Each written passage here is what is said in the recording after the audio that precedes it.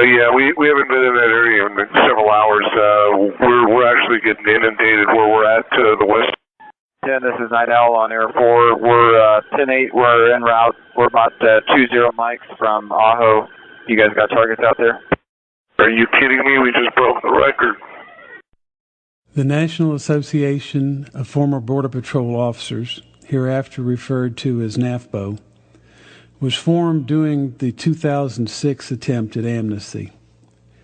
NAFBO is a nonpartisan group formed to respond to the misinformation and disinformation surrounding the 2006 amnesty legislation with fact.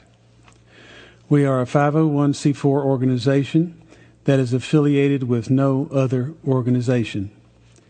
Our board of directors, officers, and senior members have spent a collective millennia and more in the field of immigration. We are advocates for immigration laws and policies that are good for America, and we advocate against those laws and policies that are not in America's best interest. The purpose of this presentation is to show you events that contribute to the intelligence factor associated with an insecure border and aid you in connecting the dots as to what is really the status of border security going forward, as opposed to what interested parties would have you believe. Make no mistake, the underlying struggle and main reason that the border has not been secured is directly related to interactions of money and power, power and money.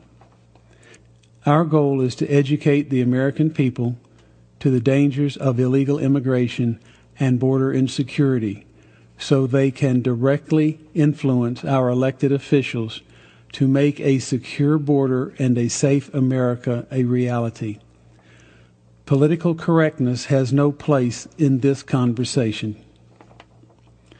You are urged to consider this presentation as an intelligence briefing about criminal violence along the Arizona-New Mexico border with Mexico. Essentially, it contains the elements of a congressional briefing presented August the 18th, 2012. Parts of this presentation are very graphic in nature. We have found through experience that the words extreme violence and domestic terrorism are relatively meaningless in comparison to the photographic representations showing actual examples of those events. To soften this message would diminish full understanding. My name is Zach Taylor.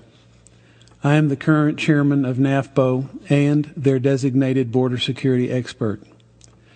I spent over 26 years on the Texas and Arizona border with Mexico, apprehending drug and alien smugglers. My primary job was generating and responding to real-time intelligence directly related to cross-border criminal activity. This briefing will be conducted much as I would brief a military unit, special operations detail, or detailed in agents about what is happening in the border area of operations on the ground. In this case, I am briefing you as to what you can expect today. The primary purpose of the immigration laws of the United States are to ensure the national security and public safety of America. These two elements are also the foundational elements of border security in our view. The subject of this briefing is the present state of border security and criminal violence associated with the Arizona and New Mexico border with the Republic of Mexico. The border situation is no longer simply about the poor coming here to find a better life. The evidence points to a much higher stakes struggle with the security of America hanging in the balance. To that end, I will synopsize events that clearly demonstrate that this border is not secure, but is a dangerous and lawless place. Arizona's immediate border area is represented by the lower red line and is 25 miles from the international border. This is called the immediate border area. 62% of this border is federal public land. The Border Patrol does not have unfettered access to all of the federal public land within the immediate border area for the purposes of patrolling and securing the border. By law, the Border Patrol does have unfettered access to state and private lands within this 25-mile zone. The Border Patrol cannot secure the border if they do not have unfettered access to the physical border and the immediate border area. The border region is represented by the red line 100 miles north of the Mexican border. The Border Patrol needs, but does not have, unfettered access to all public lands within this zone. The lack of unfettered access by the Border Patrol significantly contributes to the development and maintenance of lawless conditions on much of these lands.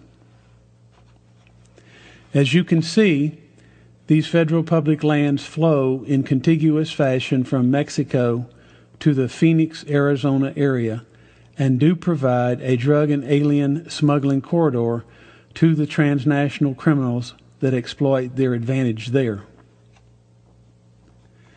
This enforced policy by government officials of preferring subjectively presented environmental protection over an objective program to secure the border has contributed to the creation of these lawless areas in no small way and ensures the continuance of illegal activities there. This drug smuggling corridor is provided to the transnational criminals complements of the United States government. And, as you will see, certain members of Congress seek to provide another drug and alien smuggling corridor for transnational criminals in New Mexico. In the section of the Arizona-Mexico border that lies within the Tucson Border Patrol sector, the current on-duty agents reported in 2010 and 2011 that they estimated that they were apprehending less than 3% of the illegal traffic that was crossing the border and were effectively patrolling less than 70% of their assigned border area on a monthly basis. In that same time frame, Tucson sector management estimated that agents were apprehending 25% of what was crossing the border illegally. Either figure is unacceptable, and neither is evidence of a secure border. This is a photograph of the Monument Fire. The account of events that was reported to Forest Service headquarters was: one set of tracks came out of Mexico, went around the west end of the border fence to enter the United States. That subject walked about 60 yards east, dispersed an accelerant, lit the accelerant, and walked back around the west end of the border fence and returned to Mexico.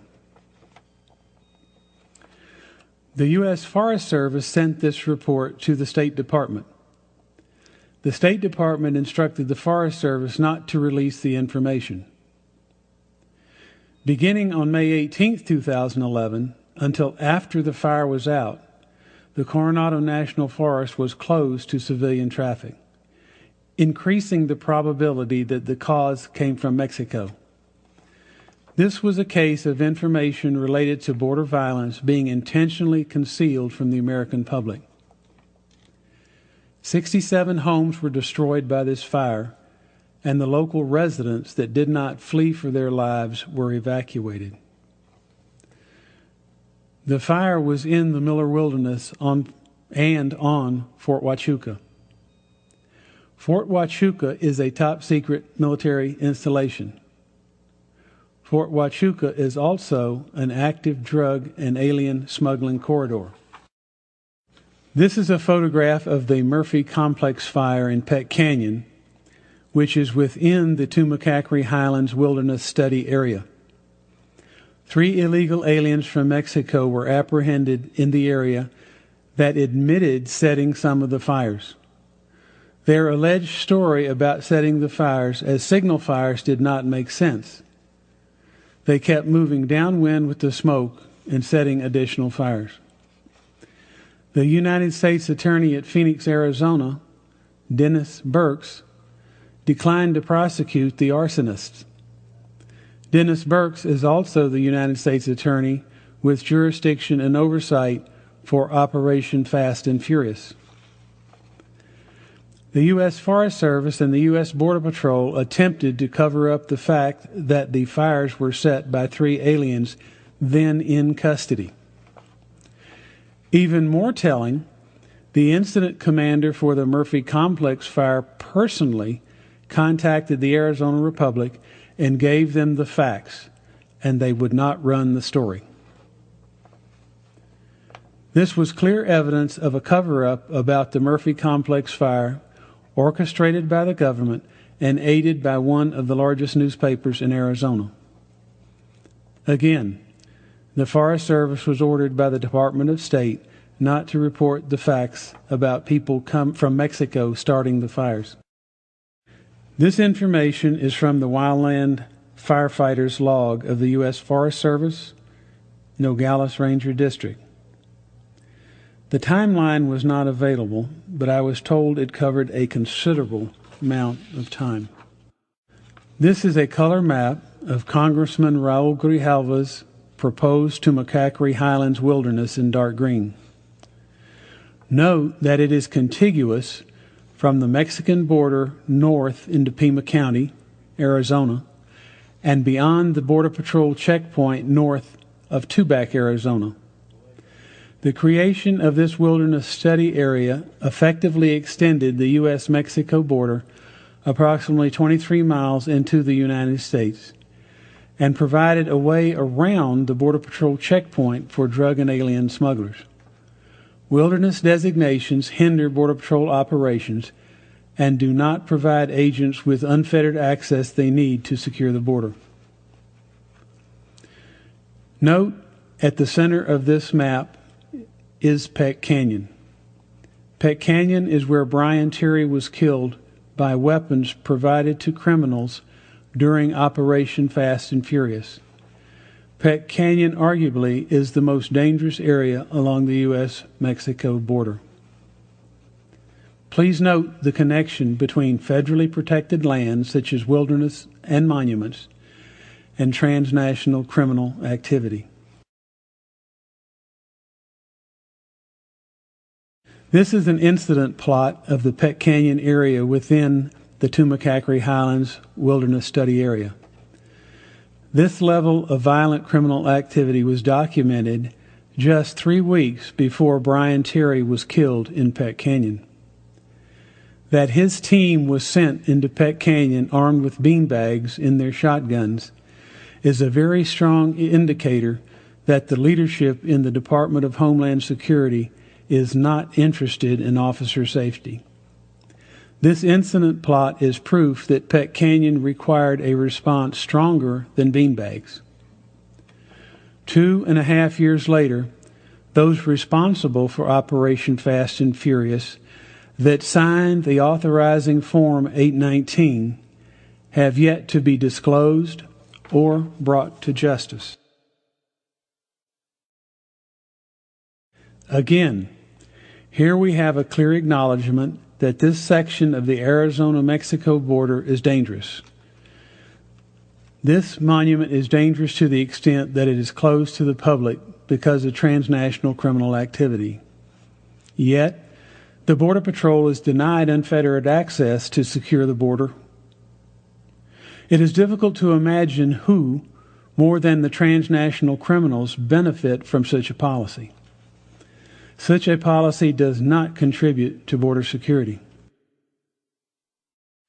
This photograph was taken right from the Arizona Game and Fish Hunting Regulations booklet.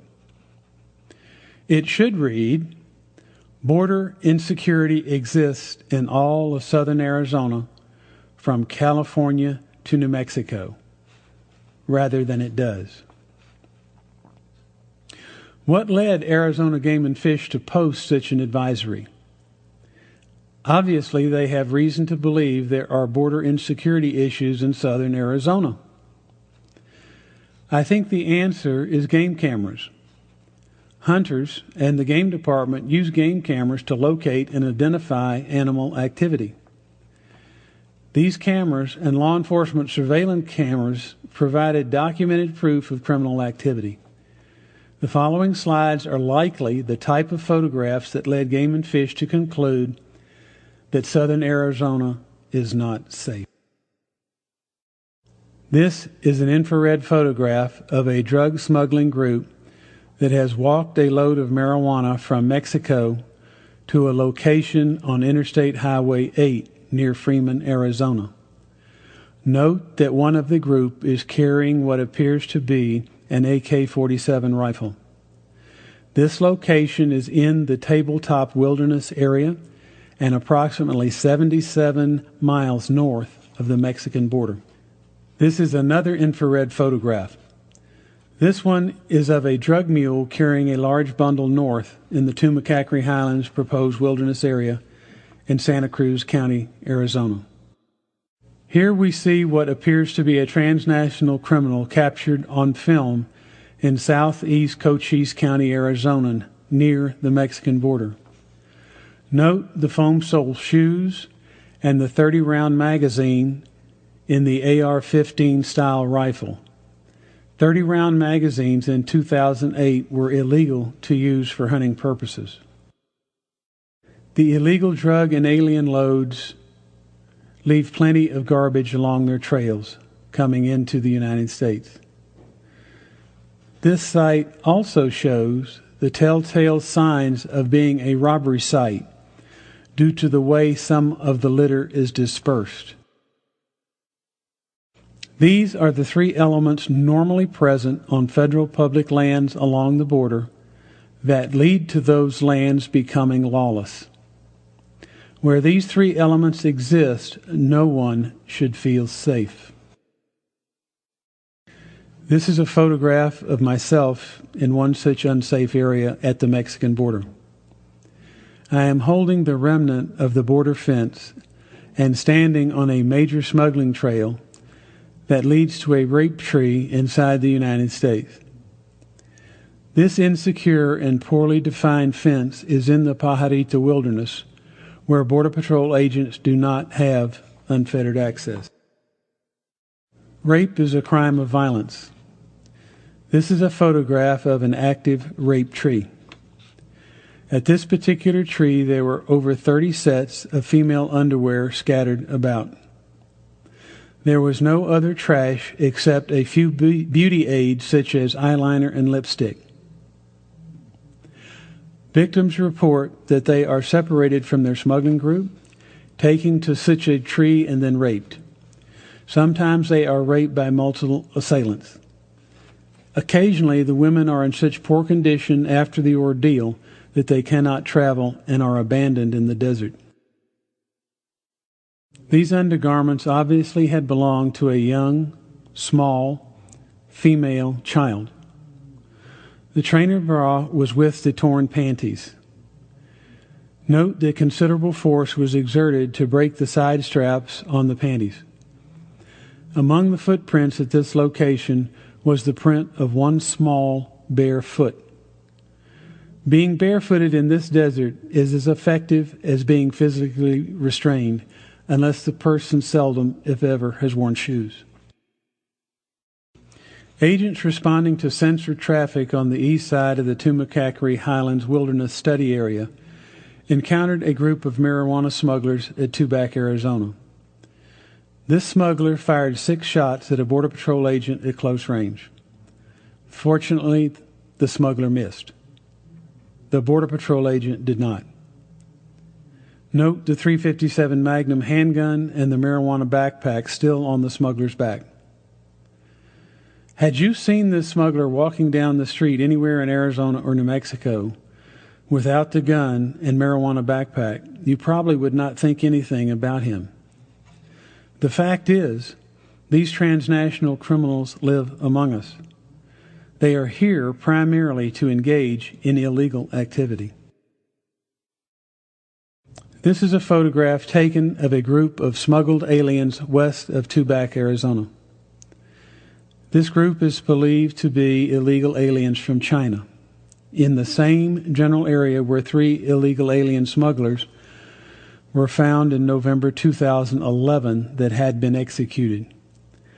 Reliable reports indicate that the cost to smuggle illegal Chinese into the United States is in excess of $100,000 for each alien.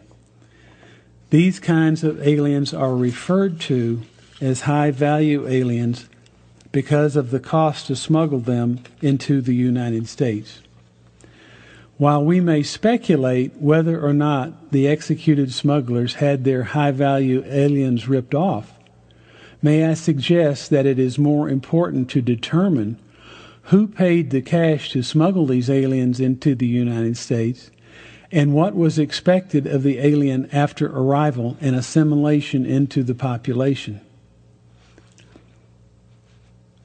The idea that illegal aliens are simply from Mexico is false. The fact is that when we are not apprehending 95% of what is coming across the border illegally, it is impossible to even guess who is coming and why. It is also valuable to know that when the local sheriff's office requested DHS Air and Marine to transport them to the location of the triple execution, that the Border Patrol pilots initially refused to take the deputy sheriffs there because they deemed this area in the extreme northern end of the Tumacacri Highlands wilderness area too dangerous for them to fly over. Note, this smuggling group is wearing carpet booties to conceal their foot sign and carrying dark water bottles to lessen the chance the white jugs could be spotted from the air. Tucson Sector Border Patrol agents report apprehending large groups of Chinese and other Asian illegal aliens. Even illegal aliens from Russia have been apprehended near Nogales. However, this information is not generally available and seldom made known to the public. This is the view of the federal public lands west of Nogales, Arizona from Mexico. Nogales is the largest Border Patrol station in the United States Border Patrol, with over 700 agents. When you combine the 300-plus agents at Sonoyta, Arizona, into that total, tiny Santa Cruz County has over 1,000 Border Patrol agents assigned to patrol a relatively short piece of the Mexican border.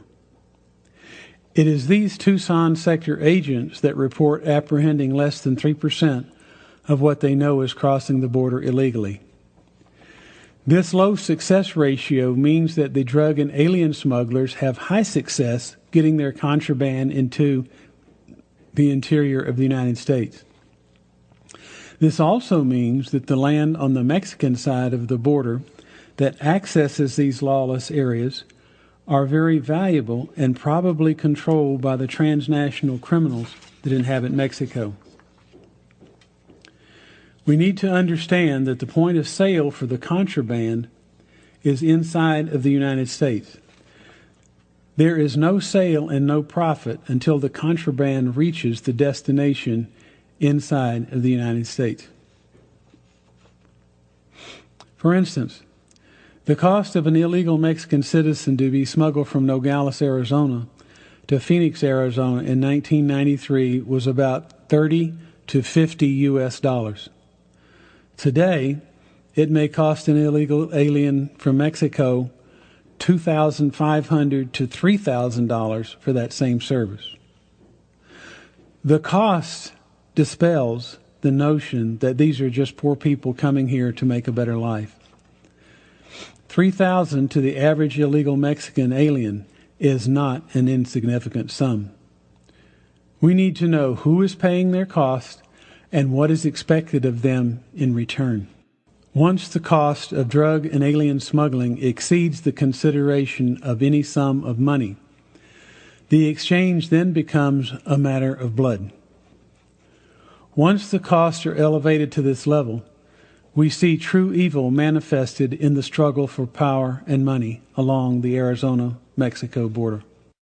The town of Caborca, Sonora, Mexico, lies along the main highway that accesses the Arizona-Mexico border west of Nogales, Arizona, from the interior of Mexico. This white GMC Suburban was found alongside the highway near Caborca.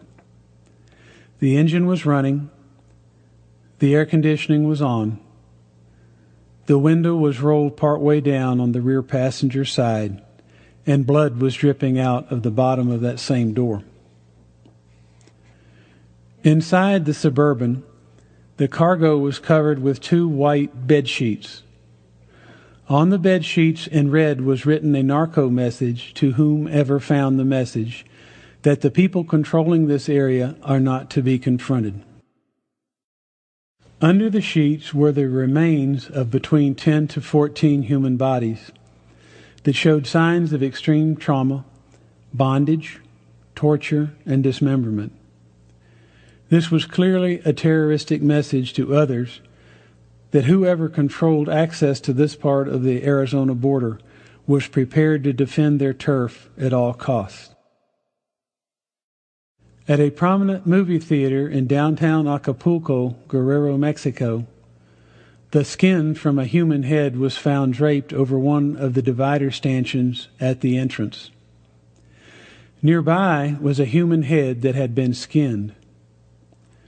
2 arms severed near the elbow cradled the head, and in the left hand was placed a complete set of severed male genitalia. Nearby was the severed head and hands of a 16-year-old boy, prominently displayed on a lounge chair. It is hard to imagine a scene that would terrorize those beholding it anymore, especially understanding that Acapulco is a major tourist destination for people from all over the world. These types of terroristic acts are commonplace in Mexico today. There is no way to separate the people that perpetrate this level of evil from the general population. Certainly no police record check would divulge that information, or else they would already be in prison. It is from this population and these life experiences that illegal aliens from Mexico come to the United States, have lived, and possibly participated in. Do you want them for neighbors? Considering the example we have discussed relative to the Tumacacri Wilderness Study Area, we will now move east to the New Mexico-Mexico border and consider what is happening there. 2 United States senators from New Mexico proposed that a large wilderness national monument be created at the New Mexico-Mexico border in the Potrillo Mountains, as represented here in yellow. The majority of the businesses and people in the area oppose this idea for national security and public safety reasons. Many of the elected officials in New Mexico want this wilderness national monument permanently created for perceived environmental benefits. Why? Is there more to the story? Clearly, the proposal would benefit the transnational criminals in the area. Is this a textbook case of environmental activism seeking to compromise national security and public safety for perceived environmental benefits? Or is there another dynamic operating here? Does it fit the parameters of a quest for power or money?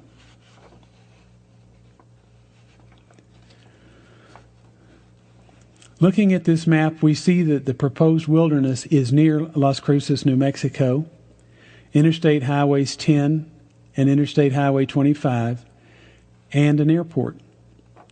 Close by to the east is Juarez, Chihuahua, Mexico, reputed to be the most dangerous city in Mexico, if not the world. To the west for miles is sparsely populated open land until you get to the U.S. port of entry at Columbus, New Mexico. Across the border from Columbus is the port of entry at Palomas, Chihuahua, Mexico. South on the main highway from Palomas is the town of Ascension, Chihuahua, Mexico, which occupies a place on the main highway from the interior of Mexico to the New Mexico-Mexico border, much as Caborca occupies the main highway accessing the Arizona border west of Nogales, Arizona. This proposed wilderness national monument fits most all of the parameters of an ideal drug and alien smuggling corridor. At the police station in the town of Ascension, Chihuahua, Mexico, there was an ice chest marked as public vaccinations delivered by common carrier. Inside the ice chest were the severed heads of 4 men. Under the cellophane wrap was a narco message warning the police that the same thing was going to happen to them. This is a clear case of terrorism, similar to the Caborca incident. The police in Ascension attribute the dead men to a turf war between rival smuggling organizations, probably over access to the prime smuggling areas along the New Mexico border. One day about noon, the inspectors at the Mexican port of entry at Palomas heard gunfire south of the port of entry. A few minutes later, this red and silver Suburban was seen moving slowly toward the port of entry. When the Suburban reached the port of entry, it was discovered that the driver and the rear seat passenger were dead. The Suburban was being driven by the front seat passenger, who was mortally wounded, yet lived long enough to recount what had happened. The witnesses said the 3 officers were driving on the road toward the port of entry when they were passed by a pickup truck. As the pickup truck passed them, 2 men with automatic rifles sat up in the rear bed of the truck and fired into the Suburban, eventually killing all 3 occupants. These foreign transnational criminals already live among us. They live among us because of the 1986 amnesty, sanctuary city policies, an insecure border, and the lack of a political will to honestly pursue a logical solution to the illegal immigration problems of the United States. The magnitude and seriousness of the current situation is hidden in plain sight from the American people. It is concealed by misrepresenting the truth about the level of insecurity that already exists within the United States due to our illegal immigration nightmare. Consider this man, Jose Trevino Morales, as he celebrates the victory of his horse at the 2010 Futurity at Ruidoso, New Mexico. You see, Mr. Trevino is a bricklayer from Texas. Obviously, Mr. Trevino is a very successful bricklayer. Were you to have Mr. Trevino as a neighbor, or saw him walking down the street in Arizona, Texas, or New Mexico, you probably would not think anything of it. It is not a person's appearance that is important. What is important is his actions and behavior. Nobody became concerned when this prosperous bricklayer bought a horse ranch in Lexington, Oklahoma, or boarded his racehorses at Ruidoso, New Mexico. No, as long as he paid his bills and smiled, everything was just fine. The beginning of Mr. Trevino's problems began when he paid $3 million in cash for 2 racehorses. Reportedly, the Internal Revenue Service reviewed his tax filings and began to wonder where $3 million cash US dollars came from. It turns out Mr. Trevino is not really someone we want living in the United States. This is what those pesky IRS agents discovered. Yes, these people live among us. Next, we have an illegal Mexican alien by the name of Cesar Vega Munoz. Mr. Vega was found living in Socorro, New Mexico, and working at the local Burger King there. Again, there is nothing about his appearance that would cause alarm. However, Mr. Vega is a career criminal that lived among us. Another New Mexico resident is also an illegal alien from Mexico. Meet Juan Galindo. Were you to see Mr. Galindo standing in the refreshment line at the local football stadium, you would not give him a second glance. However, you would not want Mr. Galindo cleaning your yard, pruning your flowers, or doing other work around your house. Meet the real Juan Galindo. Yes, that does say he has been arrested for sexually assaulting a 4-week-old female infant to death. Illegal aliens like Cesar Vega and Juan Galindo already live among us. You cannot tell what they have done or what they are actually engaged in simply by looking at them. We do, however, need to take strong measures, whatever measures necessary, to secure our borders and ensure the immigration laws are vigorously enforced to protect us and our families against such dangerous predators.